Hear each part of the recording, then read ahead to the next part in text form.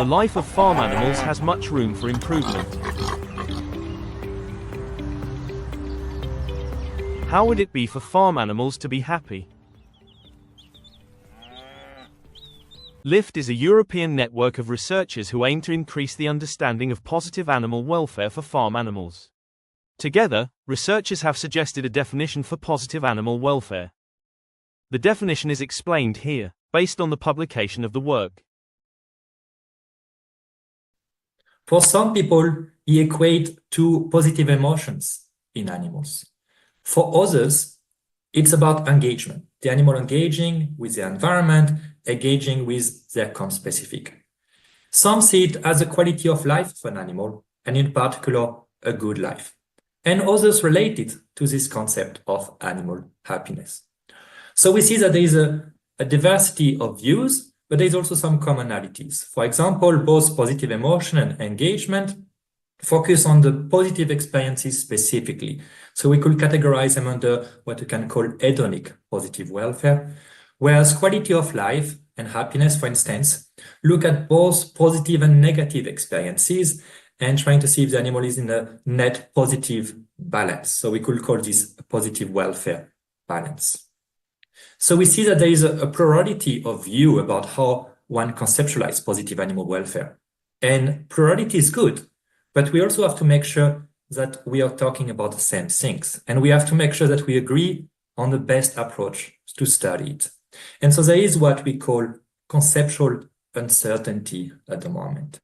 And this is potentially dangerous because it could lead to a loss of meaning if we mean many different things by using the same term. The definition consists of 5 main aspects, which are described here one by one. The first sentence is the essence of the definition. It defines positive animal welfare as the animal flourishing through the experience of predominantly positive mental state and the development of competence and resilience. The first word that probably stands out to you is that we use the term flourishing.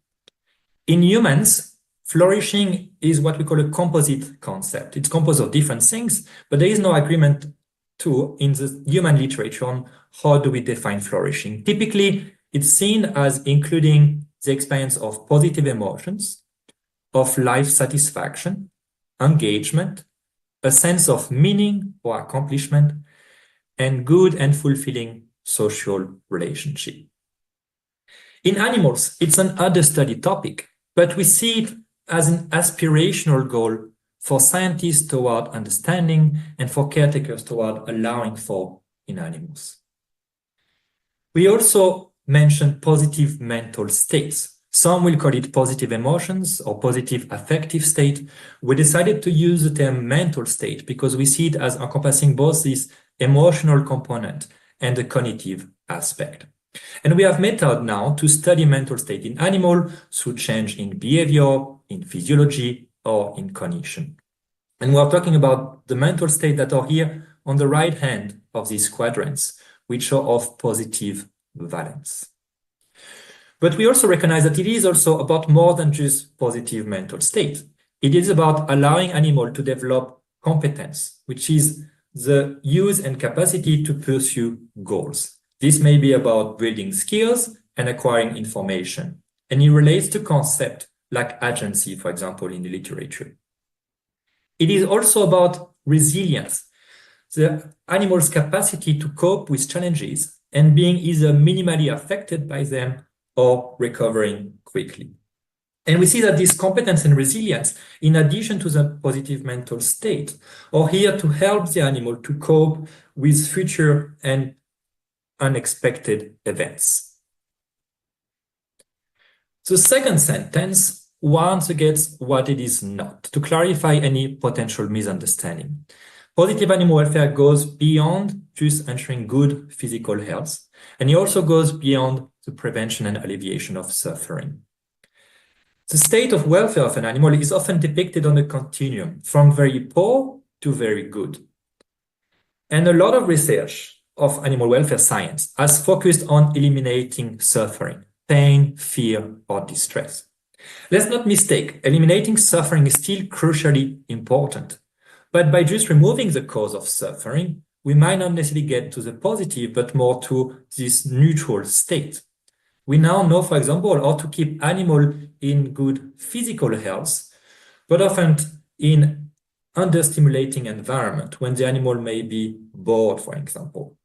So we need to think about how do we move to the next level up and ensure both their physical but also their mental health. How do we get to this next level up? We describe a bit of this in the third sentence. It's about offering animals rewarding experiences, about providing them with choice, and opportunity to pursue goals. You can see, for example, in this video, those pigs experiencing this, expressing this species-specific behavior. They are digging, they are foraging. Some of them are interacting with these branches, and we see this tail wagging as a sign of excitement. So it is about providing for this type of experiences. In the fourth sentence, we highlight that there might also be individual differences that one need to consider. For example, pig seeking belly rubbing. When we see some pigs that really like it all the time, they seem to never quite get enough of it. Others, it may depend on the day, and some others may be more shy. This may be for different reasons, different factors. This may be genetic, for example, breed differences. It could be due to different previous experience. But we have to acknowledge that different individuals might have different ability to achieve positive animal welfare, and we need to suit their needs. And the fifth and last sentence describes that positive animal welfare can be assessed using animal-based indicators. These are measures that are taken on the animal and that are reflective about how they are coping with the environment. For example, here, and tail posture. There's a lot of research at the moment to identify animal-based indicators of positive animal welfare and also to validate them. We also acknowledge that it can be evaluated over different time scale. Some people will think about an acute event triggering a positive emotion. Others will rather think about how it influences the mood of the animal, so over a slightly longer time frame, whereas others will think about a much longer time, even maybe the lifetime of the animal, when they think about concepts like quality of life and whether the animal has a good life. So we are acknowledging that there could be different view on the time frame that one can use to look at positive animal welfare.